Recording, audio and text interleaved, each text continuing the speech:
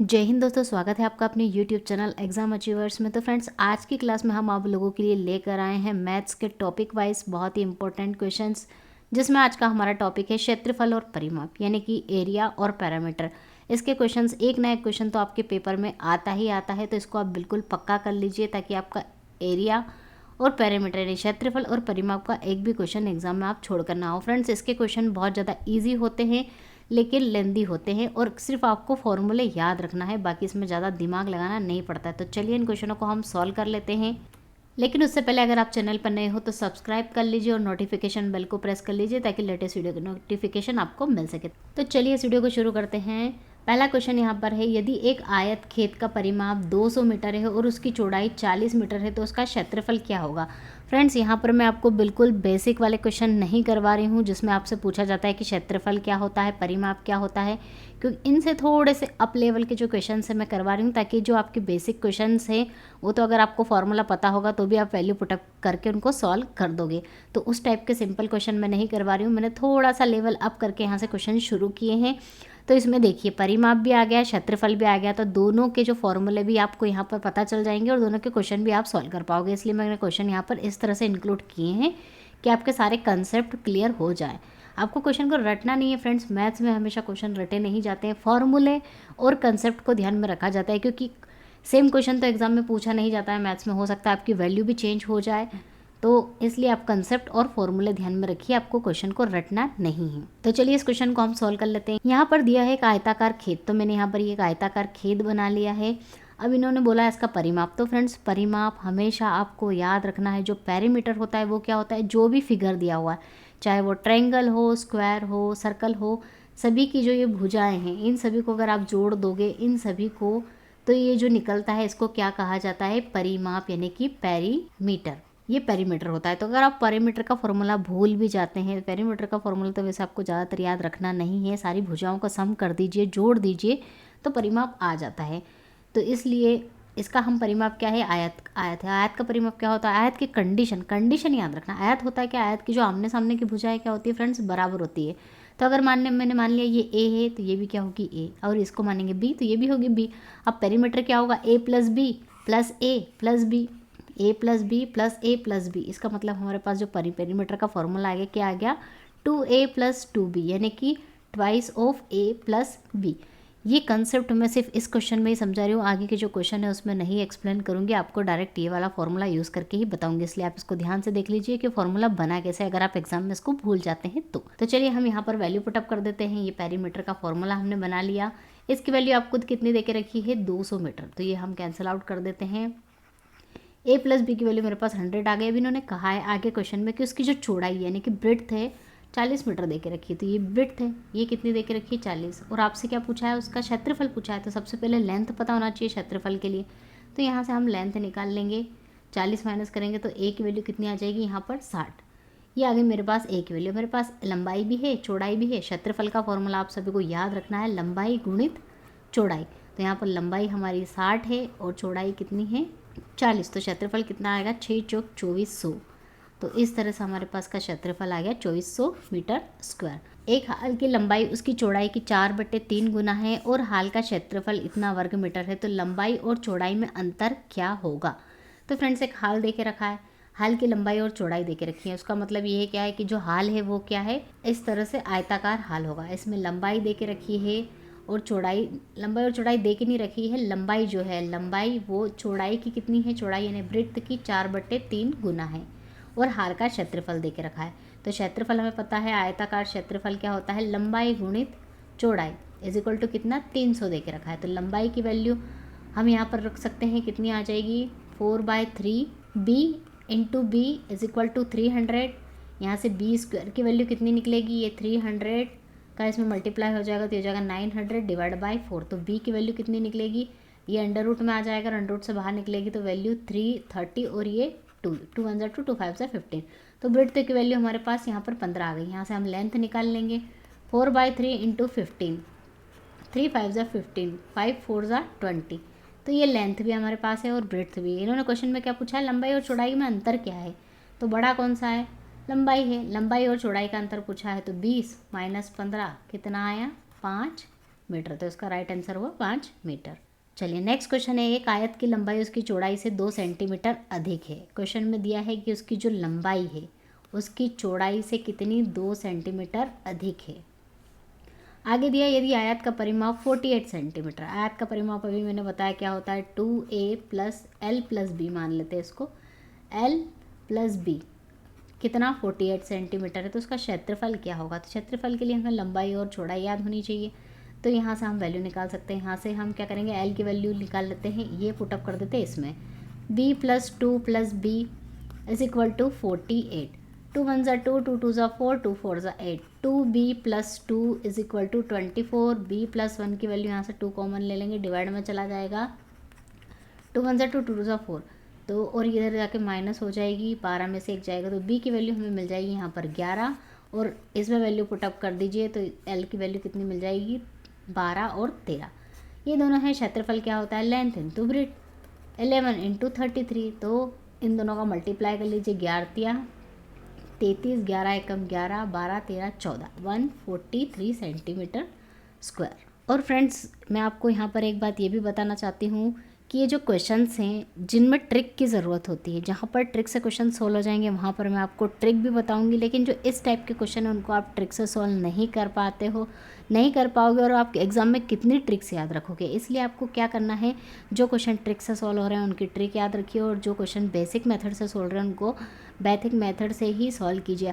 अब इन क्वेश्चनों में आप कितने ट्रिक याद रखोगे, और एग्जाम में 1 या 2 क्वेश्चन इस टॉपिक से पूछे जाते हैं, तो आपको बेसिक याद रहेगा तो आप कोई सा भी क्वेश्चन अटेंड कर सकते हो। इसलिए ज़्यादातर मैं कोशिश करती हूँ कि जहाँ पर ट्रिक हो वहाँ पर ट्रिक अप्लाई हो जाए, और जहाँ पर बेसिक मेथड से क्वेश्चन सॉल्व हो वहाँ पर बेसिक मेथड से ही क्वेश्चन सॉल्व करना चाहिए। चलिए नेक्स्ट क्वेश्चन देखते हैं, यदि पार्क 10 मीटर लंबा और 8 मीटर चौड़ा है तो पार्क में रखे जा सकने वाले लंबे खंभे की लंबाई क्या होगी। एक पार्क बना लिया मैंने, पार्क में लंबाई और चौड़ाई दी है, इसलिए मैंने क्या बनाया, एक आयत बना लिया। कितना मीटर लंबा है 10 मीटर, और कितना चौड़ा है 8 मीटर चौड़ा है, और पार्क में रखे जा सकने वाले लंबे खंभे की लंबाई क्या होगी। तो इस पार्क में ऐसा कौन सा खंभा है जो ज़्यादातर जगह घेरेगा, तो अगर मैं खंभे को इस तरह से रखूँ तो ये ज़्यादा जगह घेरेगा, मतलब जो खंभे की लंबाई है वो ये होनी चाहिए हमारी, है ना।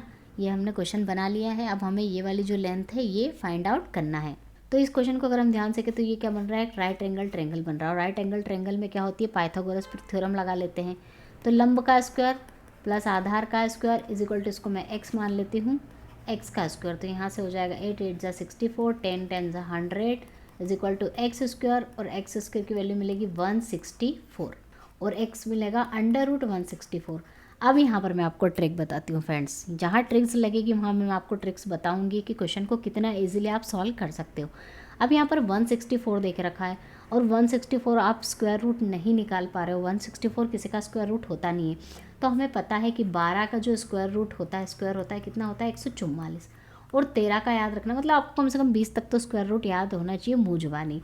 ये हो जाएगा 169, तो 164 किसके लगभग पास आ रहा है, 13 के स्क्वायर, लेकिन हमारा ये 13 का स्क्वायर तो बन नहीं सकता, तो ये 12 और 13 के बीच की वैल्यू होगी, तो हम आंसर से मैच कर लेते। तो अगर ऑप्शन में देखिए ये बहुत छोटा हो जाएगा, ये बड़ा हो जाएगा, ये भी ज़्यादा हो जाएगा, 13 से ज़्यादा हो रहा है, तो ये नियर अबाउट 13 के पास कौन सा है 12.8। तो हमारा जो आंसर होगा, हमारा जो खंभे की लंबाई आएगी कितनी आएगी 12.8 मीटर। चलिए नेक्स्ट क्वेश्चन देखते हैं, एक वर्ग के विकर्ण की लंबाई इतनी दे के रखी है और परिधि क्या होगी। अगर √2 की वैल्यू आपको ये दे रखी है तो एक वर्ग ले लिया मैंने, इसके विकर्ण की लंबाई आपको मान ली कितनी दे के रखी है, यहाँ पे दे रखी है 32 सेंटीमीटर। तो इसकी जो परिधि है, परिधि आप सभी को पता है, वर्ग की जो कंडीशन याद रखना चाहिए, वर्ग की चारों भुजाएं क्या होती है सेम होती है। तो इसकी परिधि यानी कि पैरामीटर जो होगा वो क्या निकलेगा, a + a + a + a यानी कि 4a।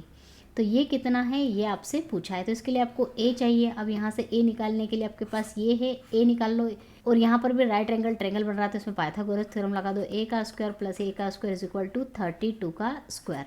ये हो जाएगा 2a का square is equal to 32 into 32, 2 1 ज़ा 2, 2 6 ज़ा 12, तो a स्क्वायर की जो वैल्यू मिलेगी √16 और 32, और इसको आगे सिंप्लीफाई करेंगे तो 4 चौक 16 होता है, 4 8 32 होता है, अंडर रूट से क्या निकलेगा, ये एक 4 बाहर निकल जाएगा, ये 4 2 के रूप में बाहर निकल जाएगा, इस 8 में से एक, इस 8 को ब्रेक करेंगे तो 4 2 ज़ा 8 होता है, 4 2 के फॉर्म में बाहर निकल जाएगा और √2 बचेगा।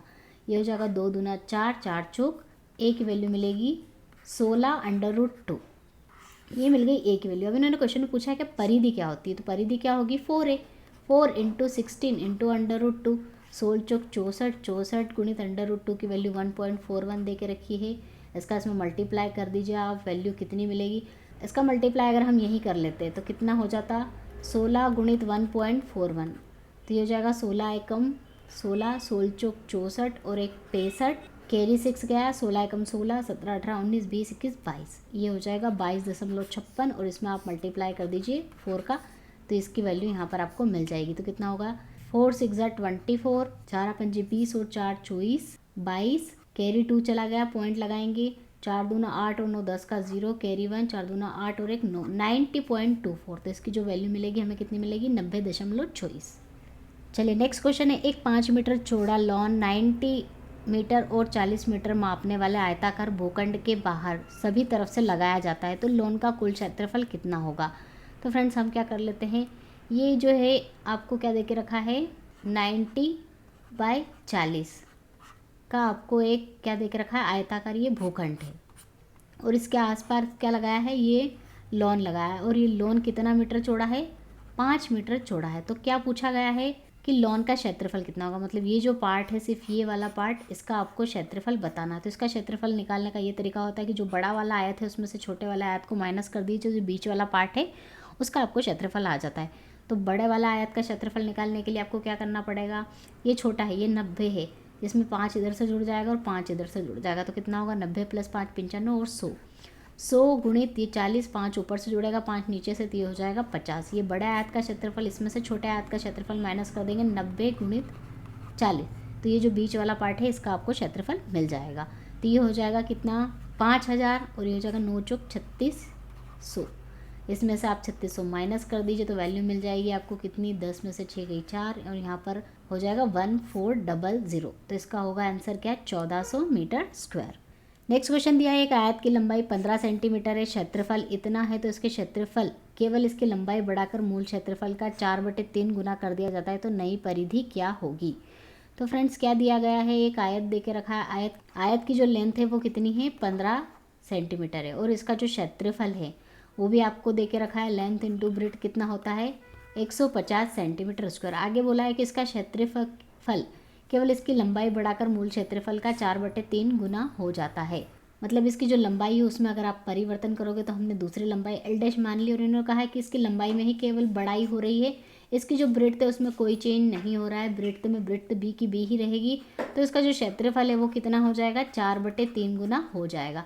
यहाँ से इसको सॉल्व कर लीजिए, 3 5 सा 15, ये 50 होगा, 5 4 सा 20, 200, और b की वैल्यू क्या देके रखी है इन्होंने divide by b is equal to L'। अब b की वैल्यू हमारे पास यहाँ पर है नहीं, तो हम यहाँ से निकाल सकते हैं, लंबाई कितनी 15 सेंटीमीटर है, तो 15 गुणित b इज इक्वल टू 150, तो यहाँ से b की वैल्यू कितनी मिल जाएगी, इसको इससे कैंसिल आउट करेंगे तो 10, और यहाँ 10 मिल जाएगी, ये हो जाएगी क्या b की वैल्यू 10 थी, हो जाएगी 200 डिवाइड बाई 10, तो यहाँ से कितनी मिलेगी L' की वैल्यू 20 मिलेगी। अब इन्होंने क्वेश्चन में कोई पूछा है नई परिधि क्या होगी, तो परिधि का फॉर्मूला क्या होता है 2L + b, L' + b होगी, क्योंकि b में कोई चेंज नहीं हुआ, L' नया वाला आपको यूज़ करना है। ब्रेड्थ आपकी इन्होंने दे के रखी है कितनी 20 + 10, ये हो जाएगा 30, 30 दूना 60, तो इसका जो एरिया निकलेगा वो कितना निकलेगा 60 सेंटीमीटर। चलिए नेक्स्ट क्वेश्चन है, यदि एक वृत्त का क्षेत्रफल इतना दे के रखा है तो परिधि क्या होगी। वृत्त के क्षेत्रफल का फॉर्मूला आपको याद होना चाहिए, वो कितना होता है πr², फॉर्मूले तो याद होना ज़रूरी है। अब यहाँ पे कितना देके रखा है, पाई की वैल्यू 22/7, r² हमें पता नहीं है, और ये क्षेत्रफल देके रखा है 38.5 सेंटीमीटर स्क्वायर। यहाँ से हम r की वैल्यू निकाल लेंगे, तो r² की वैल्यू कितनी निकलेगी 38.5 × 7 डिवाइड बाई 22, यहाँ से मैंने ये पॉइंट हटा दिया, यहाँ एक 10 लग गई, ये हो जाएगा 11 दूना 22, 11 33, 11 पंजे 55, और ये हो जाएगा r² यहाँ से क्या निकलेगा 7 पंजे 35 होता है, इंटू 7 इंटू 2 इंटू 10 और सिंप्लीफाई हो रहा है 5 1 सा 5, 5 2 सा 10, तो यहाँ से r की वैल्यू निकलेगी ये 7/2, ये मिल गया r। अब इन्होंने पूछा है परिधि, परिधि का फॉर्मूला होता है वृत्त की 2πr, 2πr होता है तो 2 22/7, और r की वैल्यू कितनी है 7/2, 2 से 2 कैंसिल, 7 से 7 कैंसिल, तो परिधि कितनी आ गई फ्रेंड्स 22 सेंटीमीटर। नेक्स्ट क्वेश्चन है, एक वृत्त की परिधि आपको दे के रखी है, तो वृत्त का क्षेत्रफल क्या, परिधि दे के रखी है, 2 पाई आर की वैल्यू दे के रखी है 352। यहाँ से हम आर निकाल लेंगे, 2 × 22/7 पाई की वैल्यू रख देंगे, आर = 352।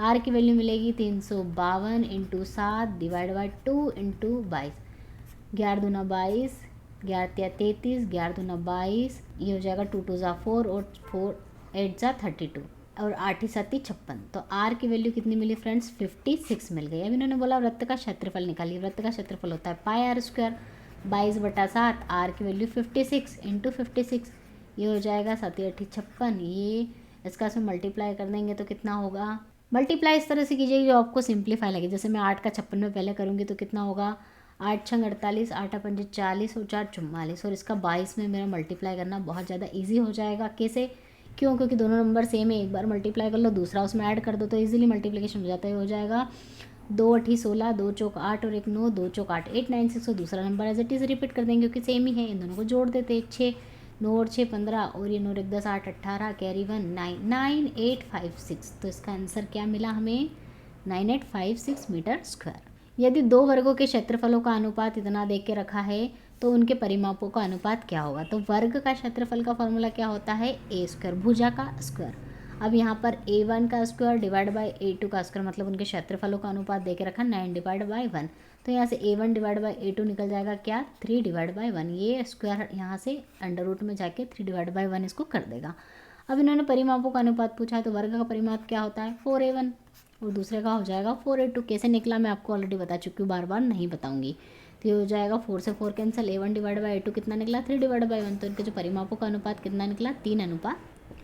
नेक्स्ट क्वेश्चन यहाँ पे दिया गया है कि 7 मीटर और 6 मीटर भुजा वाले एक आयत के अंदर खींचे जा सकने वाले सबसे बड़े वृत्त का क्षेत्रफल क्या होगा। तो हम एक आयत बना लेते हैं और उसके अंदर एक वृत्त बना लेते हैं। तो एक आयत के अंदर सबसे बड़ा वृत्त कैसे बन सकता है फ्रेंड्स, ये कंसेप्ट आपको दिमाग में आना चाहिए। तो आयत की इन्होंने लंबाई जो दे के रखी है 7 है और चौड़ाई कितनी है, 6, सिर्फ 1 का डिफरेंस है। तो इसमें जो वृत्त है, सबसे बड़ा वृत्त इतना ही बनाया जा सकता है। कितने डायमीटर का वृत्त बनाया जा सकता है, ज़्यादा से ज़्यादा 6 वाला डायमीटर वाला वृत्त इसमें बन सकता है, 7 वाला नहीं बन सकता क्योंकि इतनी जगह तो उसमें छूट ही जाएगी, फिर वो ओवल बन जाएगा। ठीक है, अब वो ओवल बन जाएगा तो हमारे पास वृत्त का व्यास आ गया है 6। तो इन्होंने कहा जो सबसे बड़ा वृत्त इस आयत के अंदर बन रहा है उसका आपको क्षेत्रफल बताना। तो वृत्त के क्षेत्रफल का फॉर्मूला पाई आर स्क्वायर होता है, 22/7। अब आर की वैल्यू कहाँ से लाए, डायमीटर 6 पता है, इसको 2 से डिवाइड कर दीजिए तो आर आ जाएगा। कितना होगा वो, 3 × 3। तो जो क्षेत्रफल आया कितना आया, इसको सिंप्लीफाई कर लिए, 3 3 9, 9 दूना 18, 9 दूना 18 और 1 19, 198/7। तो इसका राइट आंसर क्या हुआ, ऑप्शन फर्स्ट। चलिए नेक्स्ट क्वेश्चन देख लेते हैं। 21 सेंटीमीटर त्रिज्या वाले एक वृत्ताकार तार को काटकर एक आयत के रूप में मोड़ा गया है। तो एक वृत्ताकार तार है इस तरह से, जिसकी त्रिज्या कितनी है, 21 सेंटीमीटर है। इससे काटकर क्या बना गया, एक आयत बनाया गया। तो फ्रेंड्स जितनी इसकी लंबाई होगी उतनी लंबाई इसकी होगी।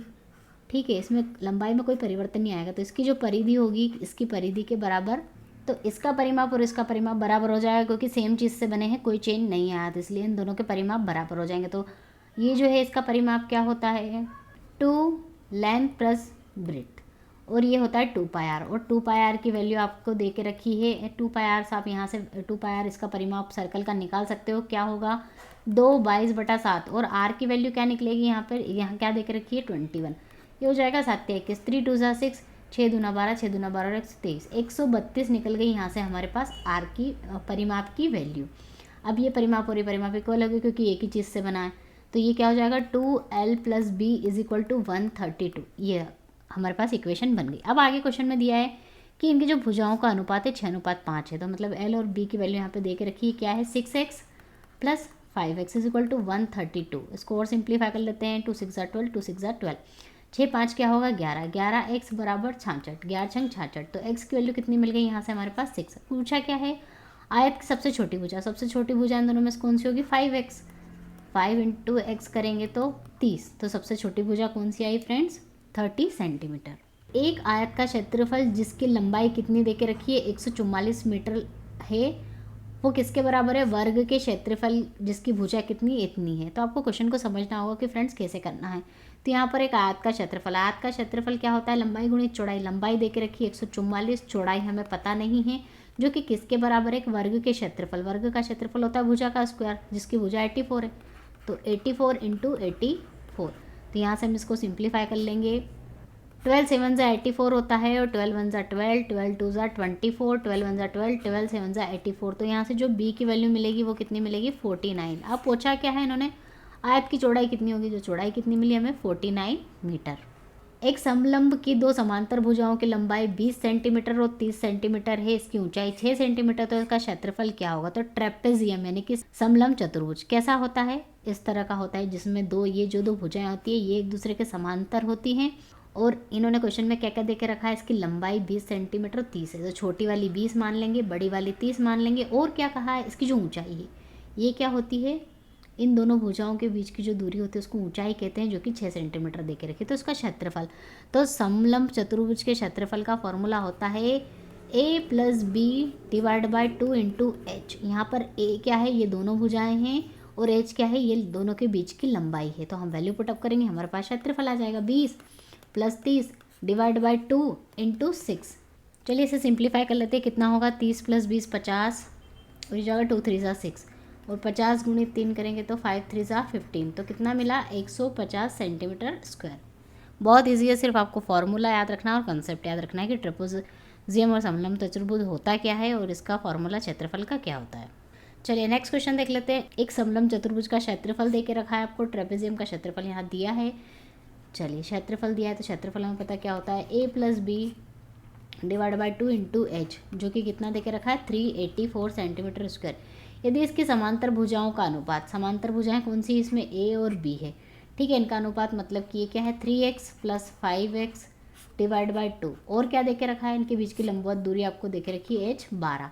तो आपको क्या बताना है, सबसे छोटी भुजा कौन सी होगी वो बताना है। तो दोनों में जो भी छोटी होगी, ये होगी 3x, ये आपको बताना है। तो इसको सिंप्लीफाई कर लेते हैं, 2 6 ज़ा 12, और ये हो जाएगा 5 3 8, 8x into 6 is equal to 384, 8 4 ज़ा 32, 8 8 ज़ा 64, और ये हो जाएगा 6 8 ज़ा 48। तो x की वैल्यू कितनी मिली फ्रेंड्स, 8 मिली। और सबसे छोटी भुजा बोलिए तो 3x और 5x में से इन दोनों में से कौन सी छोटी होगी, ये वाली 3x। तो हम वैल्यू पुटअप कर देते हैं, 3 इंटू 8, 8 दिया 24, तो सबसे छोटी भुजा कौन सी आ जाएगी, 24 सेंटीमीटर। चलिए नेक्स्ट क्वेश्चन है, एक समांतर चतुर्भुज की 14 सेंटीमीटर लंबी भुजा की सम्मुख भुजाओं से 16 सेंटीमीटर की दूरी है, तो समांतर चतुर्भुज का क्षेत्रफल क्या होगा। तो सबसे पहले हम समांतर चतुर्भुज बना लेते हैं। इस तरह का होता है समांतर चतुर्भुज, जिसकी आमने सामने की भुजाएं क्या होती है, समांतर होती हैं। तो इसका जो क्षेत्रफल का फॉर्मूला है वो आपको याद रखना है, कितना होता है, b इंटू एच। अब b क्या है यहाँ पे, ये जो सबसे बड़ी भुजा है b होती है, ये छोटी भुजा a होती है, और इन दोनों के बीच की जो दूरी है वो क्या होती है फ्रेंड्स, h होती है। तो क्वेश्चन में इन्होंने क्या क्या दे के रखा है, समांतर चतुर्भुज की जो भुजा है 14 सेंटीमीटर लंबी है, तो ये b क्या है, l है, जो कि 14 सेंटीमीटर दे के रखा है, इसकी वैल्यू यहाँ रख दी। और इसकी सम्मुख भुजाओं से 16 सेंटीमीटर, मतलब जो आमने सामने की भुजाएं ये कितनी दूरी पर है, 16 सेंटीमीटर, मतलब इसकी वैल्यू कितनी है, 16 है, इंटू 16 रख देते हैं। तो कितना हो जाएगा, 16 चौक 64, 16 एकम 16, 17 18 19 20 21 22, 224 सेंटीमीटर स्क्वायर में। एक समचतुर्भुज का क्षेत्रफल 144 सेंटीमीटर स्क्वायर है। एक विकर्ण दूसरे विकर्ण से दुगना लंबा है, तो इसके विकर्ण की लंबाई क्या होगी। फ्रेंड्स समचतुर्भुज यानी कि रोम्बस, तो रोम्बस क्या होता है, जिसके सारी भुजाएं बराबर होती हैं और क्या होती है, एक दूसरे के समांतर होती है, इसे कहा जाता है समचतुर्भुज। अब समचतुर्भुज के क्षेत्रफल का फॉर्मूला आपको याद होना चाहिए, वो क्या होता है, T1 into D2 divide by 2। अब यहाँ पर D1 और D2 क्या है मैं आपको बता देती हूँ। ये जो दो विकर्ण होते हैं, इसके इन दोनों की जो लंबाई होती है वो होती है D1 और D2, और ये होता है समचतुर्भुज यानी कि रोम्बस का क्षेत्रफल। अब इन्होंने ये कितना दे के रखा है, 144 सेंटीमीटर स्क्वायर। एक विकर्ण दूसरे विकर्ण का लंबा है, मतलब कि जो एक विकर्ण मान लिया D1 दूसरे विकर्ण D2 का क्या है, 2 गुना लंबा है, तो ये हमने 2 गुना लंबा कर दिया। अभी किसी भी एक की वैल्यू यहाँ पर पुट कर दी गई, TD2 2D2 D2 divide by 144। तो यहाँ से D2 स्क्वायर की वैल्यू कितनी, 144, तो D2 की वैल्यू कितनी मिल जाएगी, 12, 12 का स्क्वायर होता है 144।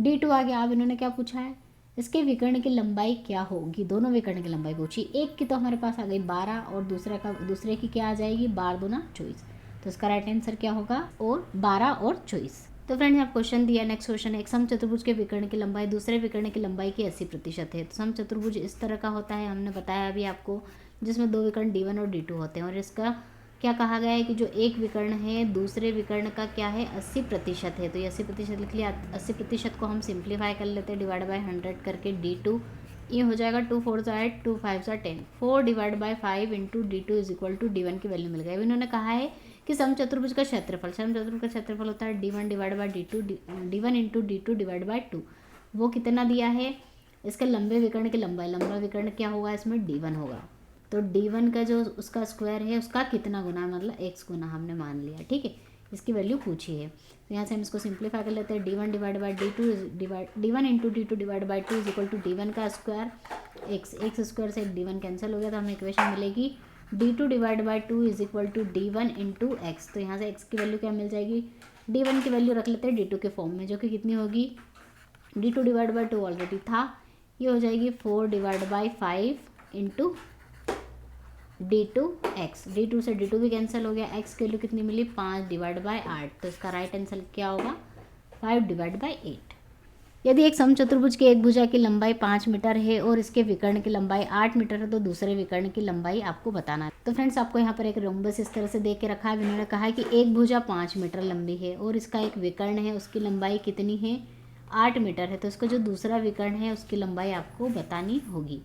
तो फ्रेंड्स समचतुर्भुज जो होता है रोम्बस, उसकी आपको दो कंडीशन याद रखनी है। एक तो क्या है कि इसकी जो चारों भुजाएं क्या होती है इक्वल होती है, ये 5 है ये 5 है तो ये भी 5 होंगी। दूसरा इसके जो विकर्ण हैं एक दूसरे को 90 डिग्री के एंगल पर काटते हैं और समद्विभाजित करते हैं, मतलब ये लंबाई और ये लंबाई, ये लंबाई और ये लंबाई दोनों क्या होगी बराबर होगी। अगर ये ए है तो ये ए होगी, ये बी है तो ये भी बी होगी, समद्विभाजित करते हैं। ये समचतुर्भुज के बारे में आपको कंडीशन याद होना चाहिए।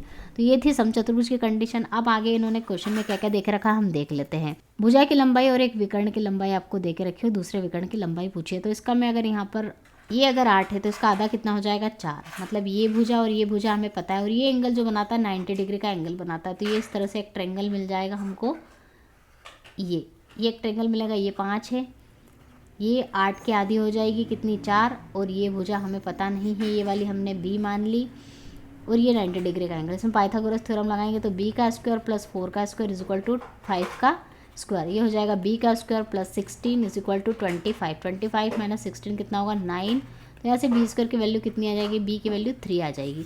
ये बी की वैल्यू 3 आ गई तो इसका दूसरा विकर्ण कितना हो जाएगा, इसका डबल मतलब कि 6 हो जाएगा। तो इसका राइट आंसर क्या होगा 6 मीटर। नेक्स्ट क्वेश्चन दिया है, एक रस्सी की लंबाई कितनी होनी चाहिए जिससे कि एक गाय को बांधना चाहिए ताकि वो इतने क्षेत्रफल को देख सके। तो फ्रेंड्स हमने मान ली एक रस्सी है, इसकी लंबाई x मान ली, हमें पता नहीं कितनी लंबाई है, तो ये कितना एरिया चढ़ सकती है। इस रस्सी से अगर बंधी हुई है तो यहाँ तक जाएगी, ऐसे ऐसे ऐसे ऐसे करके जाएगी और एक पूरा क्या करेगी, एक सर्कल क्रिएट कर लेगी। तो ये सर्कल की त्रिज्या उन्होंने पूछी है एक तरह से इनडायरेक्टली। क्या क्या दिया हुआ है इसमें, ये लंबाई यानी कि x पूछी गई है, इसका आपको कितना गाय जितना चढ़ सके उसका आपको क्षेत्रफल मतलब वृत्त का क्षेत्रफल दे के रखा है आपको, जो कि कितना होता है पाई स्क्वायर 9856, और यहाँ पर r मतलब हमने इसको r मान लेते हैं, इसकी वैल्यू पूछी थी कितनी होती है 22/7 r स्क्वायर 9856। तो r स्क्वायर की वैल्यू हमें निकालना है, कितनी हो जाएगी 9856 इंटू 7 डिवाइड बाई 22। तो इसको हम और सिंप्लीफाई कर लेते हैं। अगर ये सिंप्लीफाई हो जाता है तो 2 1 ज़ा 2, 2 1 ज़ा 2, 2 4 ज़ा 8, 2 9 ज़ा 18, 2 2 ज़ा 4, 2 8 ज़ा 16, 11 कम 11, 11 चौक 44, 11 चौक 44, 11 8 88, कितनी वैल्यू आई इसकी यहाँ पर, r square is equal to 448 into 7। और 448 को अगर हम ब्रेक करते हैं तो कितना होगा 2 इंटू 2 इंटू 2 इंटू 56 इंटू 7 तो ऑलरेडी है, ये होगी आर स्क्वायर। अब यहाँ से आर की वैल्यू हम निकाल सकते हैं अंडर रूट करके, कितनी निकलेगी 2 बाहर निकलेगा, ये 2 बाहर निकल गया। उसके बाद 8 ही 7 ही 56 होता है तो 7 भी बाहर निकल जाएगा, और 8 कितना 4 2 ज़ा 8 और 4 4 ज़ा 16, तो ये 8 दूनी 16 और 16 4 4 ज़ा 16 के रूप में बाहर निकलता है। तो आर की वैल्यू इजीली मिल गई कितनी 4 दूना 8, 8 7 56, 56 यहाँ पर आर की वैल्यू मिल गई। और यहाँ पर आर यानी कि वो जो रस्सी है उसकी लंबाई पूछी थी जो कि कितनी 56 मीटर। यदि एक वर्ग का परिमाप और उसका क्षेत्रफल संख्यात्मक रूप से बराबर है तो उसकी भुजा की लंबाई क्या होगी। वर्ग का परिमाप कितना होता है चारों भुजाओं का सम, उसका क्षेत्रफल होता है भुजा का स्क्वायर, दोनों संख्यात्मक रूप से बराबर है तो आपको बतानी है उसकी भुजा यानी कि ए की वैल्यू। ये ए से एक ए कैंसिल हो जाएगा, तो ए की वैल्यू कितनी मिलेगी 4, तो कितनी मिली 4 यूनिट्स। यदि एक आयत की लंबाई और चौड़ाई का अनुपात ये दे के रखा है और इसका क्षेत्रफल इतना है तो लंबाई क्या होगी। तो आयत की लंबाई और चौड़ाई का अनुपात दे के रखा है और इसका क्षेत्रफल ये होता है। क्षेत्रफल आयत का क्या होता है, लंबाई गुणित चौड़ाई, और यहाँ पर लंबाई 3x है और चौड़ाई 2x मान ली, इज इक्वल टू कितना 96। यहाँ से 3 2 ज़ा 6x² इज इक्वल टू 96। 6 कम 6 6 6 36 और x की वैल्यू कितनी, x² इज इक्वल टू 16, तो x कितना मिलेगा 4 4 ज़ा 16, तो x की वैल्यू यहाँ पर 4 मिल गई। अब इन्होंने लंबाई पूछी है, यहाँ पर x की वैल्यू निकली, लंबाई कितनी होगी, ये लंबाई है और ये चौड़ाई है, तो 3x, लंबाई इज इक्वल टू 3x, यानी कि 3 × 4 3 चौक 12 सेंटीमीटर, तो इसका राइट आंसर होगा 12 सेंटीमीटर। एक आयत का विकर्ण क्या है, what is the diagonal of a rectangle. तो हमने एक रेक्टेंगल यहाँ पर बना लिया, रेक्टेंगल का ये क्या होता है विकर्ण, ये इसकी जो लेंथ है वो आपसे मान ली x पूछी है, तो आयत का जो ये 90 डिग्री का एंगल बनाता है, ये कंडीशन आपको याद रखनी, भुजाएं एक दूसरे के साथ, इसमें हम पाइथागोरस थ्योरम लगा देते हैं। ये मान ली हमने लेंथ और ये मान ली विड्थ, तो लेंथ का स्क्वायर प्लस विड्थ का स्क्वायर इज इक्वल टू विकर्ण का स्क्वायर, पाइथागोरस थ्योरम लगा दी, तो जो x की वैल्यू आएगी वो कितनी आएगी √L² प्लस b², तो इसका जो विकर्ण आया मतलब ये x आया, ये कितना आया L² √L² plus b²। Next question है, एक वर्गाकार लॉन 2.5 मीटर चौड़े पथ से घिरा हुआ है, यदि पथ का क्षेत्रफल इतना है तो लॉन का क्षेत्रफल कितना होगा। तो फ्रेंड्स ये एक वर्गाकार जो लॉन है ये किससे घिरा हुआ है, इस इतने 2.5 मीटर चौड़े पथ से घिरा हुआ है, तो इस जो लॉन है, लॉन मतलब ये है, इसका क्षेत्रफल आपको बताना है। तो फ्रेंड्स लॉन का क्षेत्रफल निकालने के लिए आपको क्या करना पड़ेगा, हमें पता है जो पथ है, इस पथ का क्षेत्रफल में अभी आयत में भी आपको निकाल के बता चुकी, जो बड़े वाला वर्ग है इसके क्षेत्रफल में से छोटे वाले वर्ग के क्षेत्रफल को माइनस कर देते तो जो बीच वाला पथ आता है उसका क्षेत्रफल आ जाता है, तो ये कंसेप्ट हम इसमें यूज़ करेंगे। तो यहाँ एक वर्गाकार लॉन 2.5 मीटर पथ से घिरा हुआ, तो ये जो बड़ा वाला है इसकी हमें भुजा निकालनी पड़ेगी। तो हमने मान ली जो लॉन है उसकी लेंथ कितनी है a है, तो बड़े वाला जो वर्ग है उसकी लेंथ कितनी हो जाएगी, इधर से 2.5 इधर से 2 मतलब a + 5 का स्क्वायर, इसमें से आप छोटे वाले मतलब a² को माइनस कर दीजिए तो लॉन का क्षेत्रफल आ जाएगा, जो कि कितना दिया है 165। यहाँ से हम इसको सिंप्लीफाई कर लेते हैं, एक बार प्लस कर लीजिए, a² - b² का फॉर्मूला यहाँ पर मैं लगा लेती हूँ, एक बार प्लस कर देती हूँ और एक बार यहाँ पर माइनस कर देती हूँ, तो ये a से कैंसिल हो जाएगा और ये एक बार प्लस करा तो ये 2 हो जाएगा, 2a + 5 × 5 इज इक्वल टू 165, 5 3 15 5 3 15 और ये 5 इधर से आके माइनस हो जाएगा, तो 2a इज इक्वल टू 33 में से आप 5 माइनस कर दोगे तो आपको क्या मिलेगा, 2a इज इक्वल टू 28 और ये हो जाएगा 2 1 ज़ा 2 2 4 ज़ा 8, तो a जो मिलेगा उसकी वैल्यू कितनी मिली 14। अब इन्होंने लॉन का क्षेत्रफल पूछा है, मतलब इसका क्षेत्रफल पूछा है, कितना होगा 14 का स्क्वायर कर दीजिए, भुजा का स्क्वायर, ये भुजा आ गई, भुजा का स्क्वायर का क्षेत्रफल हो जाएगा, मतलब 14 का स्क्वायर, 14 का स्क्वायर कितना होता है 196, तो इसका राइट आंसर क्या होगा 196 मीटर स्क्वायर। एक वर्गाकार घास के मैदान का परिमाप 122 मीटर है और 4 रुपये प्रति वर्ग मीटर की दर से घास काटने की लागत क्या होगी। तो लागत निकालने के लिए सबसे पहले हमें क्या करना पड़ेगा, वर्ग मीटर में इसकी लागत दे के रखिए, इतने पैसे लेता है वर्ग मीटर के हिसाब से, तो हमें इसका क्षेत्रफल निकालना पड़ेगा। क्षेत्रफल अगर पता हो जाएगा तो हम उसके पैसे भी आसानी से बता सकते। तो एक वर्गाकार घास का मैदान है, चलिए तो इसका परिमाप यानी कि 4a इज इक्वल टू कितना दे के रखा है 122, यहाँ से a की वैल्यू निकल जाएगी, कितना होगा 4 3 122/4 यानी कि 2 दूना 4 2 छंकी 12 2 1 61 / 2 इसकी भुजा की लंबाई हमें मालूम पड़ गई। क्षेत्रफल क्या होता है भुजा का स्क्वायर, यानी कि 61 / 2 × 61 / 2, ये तो आ गया इसका क्षेत्रफल, ये हमने क्षेत्रफल निकाल लिया। अब लागत क्या है 4 रुपये प्रति एक मीटर स्क्वायर के लिए कितना रुपये ले रहा है वो 4 रुपये, तो इतना मीटर स्क्वायर के लिए कितने रुपये लगा, इसका मल्टीप्लाई कर देंगे 4 में, 4 × 61 / 2, 61 / 2 2 2 ज़ा 4 और ये कैंसिल हो जाएगा, 61 का 61 में मल्टीप्लाई करते हैं। अब फ्रेंड्स फिर मैं यहाँ पे आपको एक ट्रिक बताती हूँ कि 61 का 61 में मल्टीप्लाई करना मुझे बहुत लॉन्ग मेथड लग रही है, तो मैं इसको 61 को क्या लिख सकती हूँ 60 + 1 × 61। अब मुझे इसका मल्टीप्लाई ऐसे हो रहा है, इसका इसमें मल्टीप्लाई करेंगे तो 6 कम 6 6 6 36 और प्लस 61 1 ज़ा 61, अब इन दोनों को जोड़ दीजिए, 0 + 1 1, 6 और 6 12 2 कैरी 1, 6 और 1 7 3721, तो इसका जो लागत आई घास काटने की कितनी आई 3721। एक तार को 27 सेंटीमीटर भुजा वाले वर्ग के रूप में मोड़ा गया, तो एक तार है इसको कितनी 27 सेंटीमीटर भुजा वाले वर्ग में मोड़ा गया, उसके बाद इस तार को सीधा कर लिया गया है और अर्धवृत्त के रूप में मोड़ दिया गया, तो इन दोनों का जो परिमाप रहेगा फ्रेंड्स वो क्या रहेगा सेम रहेगा, क्योंकि तार की जो लंबाई है उसमें कोई परिवर्तन नहीं हुआ, मतलब ये आसपास की जो भुजाएं ये इसमें कोई चेंज नहीं होता है। तो हम यहाँ पर निकाल लेते हैं वर्ग का परिमाप। वर्ग का परिमाप क्या होता है 4a। 4 इंटू 27, अगर इसको करेंगे तो 7 चौक 28, 4 दूना 8 और 2 10, 108 निकलेगी यहाँ से a की वैल्यू। अब हम इसका परिमाप निकालेंगे तो इसका परिमाप क्या होता है, यहाँ से यहाँ तक का परिमाप होगा पाई आर और ये कितना होगा 2r।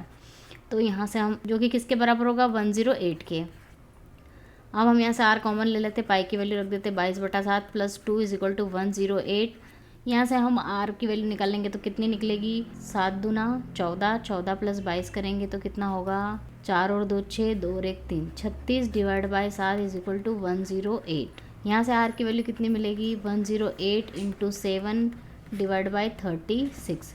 तो ये हो जाएगा 4 दूना 8, 4 7 28, 4 नमा की 36, 9 को 9 18 9 तिया 27 और 3 3 7 21। तो r की वैल्यू कितनी मिली हमें यहाँ पे 21 सेंटीमीटर। नेक्स्ट क्वेश्चन देख रहे हैं कि समचतुर्भुज का क्षेत्रफल ज्ञात कीजिए जिसकी प्रत्येक भुजा 13 सेंटीमीटर के बराबर है और उसका एक विकर्ण 24 सेंटीमीटर के बराबर है। तो रोम्बस का आपको क्षेत्रफल पूछा है। तो फ्रेंड्स रोम्बस का क्षेत्रफल मैंने अभी बताया था क्या होता है, इसके जो विकर्णों की लंबाई है उनका अगर आप मल्टीप्लाई कर दोगे और 2 से डिवाइड कर दोगे तो क्षेत्रफल आ जाता है। अब यहाँ पर क्या क्या दिया गया है, इसकी प्रत्येक भुजा दे के रखी है। तो इसकी जो भुजा है फ्रेंड्स वो दे के रखी है, कितनी है 13 सेंटीमीटर है और इसका एक विकर्ण दे के रखा है जो कि कितना है 24 सेंटीमीटर है। तो हमें क्षेत्रफल निकालने के लिए दूसरे विकर्ण की ज़रूरत पड़ेगी, मतलब इसकी पड़ेगी। तो हम इसके लिए इसमें पाइथागोरस थ्योरम लगा देंगे। हमें पता है इसके जो विकर्ण एक दूसरे को समद्विभाजित करते तो ये 24 है तो ये कितनी हो जाएगी 12 और ये भी 12। इसमें लगा दीजिए आप पाइथागोरस थ्योरम। कर्ण का स्क्वायर बराबर 12 का स्क्वायर, ये उसको x मान लेते हैं तो x प्लस एक्स का स्क्वायर। तो यहाँ से निकल जाएगा 13 का स्क्वायर माइनस 12 का square is equal to x square. यहाँ पे मैं स्क्वायर करके माइनस करूँगी, इतना नहीं करना है। ए स्क्वायर माइनस बी स्क्वायर का फॉर्मूला लगा लेती हूँ। एक बार प्लस कर लेंगे और एक बार माइनस कर लेंगे तो यहाँ से एक्स स्क्वायर की वैल्यू आ जाएगी। 13 प्लस 12 करेंगे तो कितना आएगा 25 और ये इंटू 1 25 आ जाएगा। और एक्स स्क्वायर की वैल्यू यहाँ से कितनी निकलेगी, एक्स की वैल्यू 5, ये आया 5। तो दूसरा विकर्ण क्या हो जाएगा 5 5 प्लस 10। अब दोनों विकर्ण हमारे पास है तो हम इसका क्षेत्रफल इजीली निकाल सकते हैं। पहला विकर्ण कितना दे के रखा है 24 सेंटीमीटर है और दूसरा कितना दे के रखा है इंटू करके 10 डिवाइड बाई 2, 2 1 सा 2 2 2 सा 4 और ये हो जाएगा 120 सेंटीमीटर स्क्वायर। उसका क्षेत्रफल निकल आएगा। एक समलंब चतुर्भुज की समांतर भुजाओं की लंबाई, एक समलंब चतुर्भुज की अगर हम बात करें तो इस तरह से होता है। इसकी भुजाओं की लंबाई का अनुपात मतलब ये 5x 3x और 5x दे के रखा हुआ है।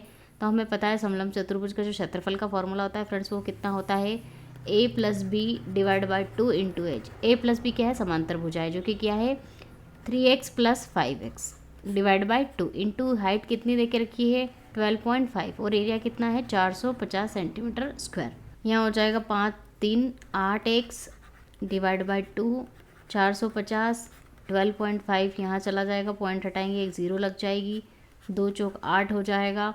और आगे सॉल्व करेंगे तो 5 दूना 10 55 25 5 नम 45 2 0 55 25 5 एकम 5 5 8 40 और ये 0। फिर 5 से करेंगे तो 5 3 15 5 31 और 4 नमा की 36। तो यहाँ से x की वैल्यू फ्रेंड्स कितनी हमें 9 मिल गई। अब इन्होंने भुजाओं की लंबाई, तो भुजा क्या है 5x है तो कितनी होगी 5 इंटू 9 45 और दूसरी होगी 3x 9 इंटू 3 9 27। तो इसकी जो भुजाओं की लंबाई आई कितनी आई 45 और 27। त्रिज्या देखे रखिए 10.5 सेंटीमीटर और अर्धवृत्त का क्षेत्रफल बताना है। तो फ्रेंड्स अर्धवृत्त क्या होता है, ये है अर्धवृत्त, वृत्त का आधा, इसका क्षेत्रफल बताना है। तो इसका क्षेत्रफल कैसे निकालोगे आप, वृत्त का क्षेत्रफल होता है पाई आर स्क्वायर, उसका आधा कर दोगे तो इसका क्षेत्रफल निकल आएगा। त्रिज्या देखे रखिए 10.5, ये हो जाएगा 22/7, आर की वैल्यू 10.5 इंटू 10.5 और ये हो जाएगा डिवाइड में 2। इसको सिंप्लीफाई कर लीजिए, कितना होगा 7 एकम 7 पॉइंट 7 पंजे 35 15 1.5 2 1 सा 2 2 1 सा 2। अब इनका इसमें मल्टीप्लाई कर दीजिए, अगर मल्टीप्लाई करेंगे तो कितना मिलेगा फाइनली 15। इसका इसमें मल्टीप्लाई करती हूँ तो 15 एकम 15 15 एकम 165 16.5 इंटू 10.5 मल्टीप्लाई करेंगे। इन दोनों का जब मल्टीप्लाई करोगे तो वैल्यू कितनी मिलेगी आपको फाइनली। अब मैं यहाँ पे इनका लंबा मल्टीप्लाई नहीं करूँगी, मैं इसको कर लेती हूँ, पॉइंट अभी भूल जाती हूँ। 165 ये हो जाएगा 100 प्लस 5, इसका मल्टीप्लाई करेंगे तो 165 00 ये हो जाएगा 55 25 5 30 और 5 30 और 2 32 कैरी 1 और हो जाएगा 5 एकम 5 और 3 7 725। तो इसमें 725 जोड़ देंगे तो कितना मिलेगा 5 2 13 का 3 कैरी 1 और ये हो जाएगा 17। पॉइंट कहाँ लगाएंगे, एक पॉइंट इसकी एक पॉइंट इसकी, तो कितना हो जाएगा 173.25। तो इसका राइट आंसर होगा ऑप्शन सी। चलिए नेक्स्ट क्वेश्चन है, एक अर्धवृत्त का परिमाप 18 सेंटीमीटर, तो उसका क्षेत्रफल बताइए। अर्धवृत्त है, अर्धवृत्त का परिमाप का फॉर्मूला बनाना सीखना चाहिए। आधा वृत्त है, आधा वृत्त का परिमाप वृत्त का परिमाप होता है 2πr। आधा वृत्त का परिमाप अगर आधा कर देंगे, इसमें से ये वाला पार्ट जो है इसका परिमाप कितना निकलेगा πr। और एक ये पार्ट भी बचा है, ये कितना होता है फ्रेंड्स d, यानी कि व्यास, त्रिज्या का दुगना, तो ये भी इसमें ऐड होगा। तो इस तरह से परिमाप निकलेगा जो कि कितना दे के रखा है 18 सेंटीमीटर। यहाँ से r कॉमन ले लीजिए, pi plus 2 is equal to 18। Pi की वैल्यू रख देंगे तो r की वैल्यू कितनी आ जाएगी 18, 22/7 प्लस 2।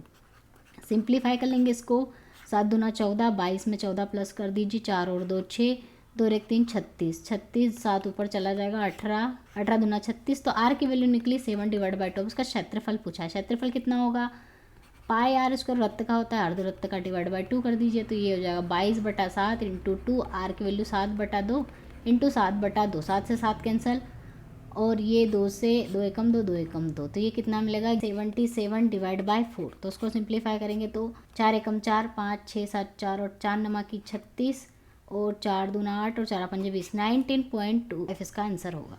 तो फ्रेंड्स यहाँ पर हमने एरिया और पैरामीटर के टोटल 30 क्वेश्चन, जितने भी पॉसिबल क्वेश्चंस थे वो मैंने आप लोगों के साथ डिस्कस किए हैं। आई होप वीडियो आपको पसंद आया तो लाइक कीजिए, चैनल को सब्सक्राइब करना ना भूलें, नोटिफिकेशन बेल को प्रेस कर लीजिए ताकि लेटेस्ट वीडियो की नोटिफिकेशन आपको मिल सके। मिलते हैं नेक्स्ट वीडियो में नेक्स्ट टॉपिक के साथ, तब तक के लिए जय हिंद, जय भारत, वंदे मातरम।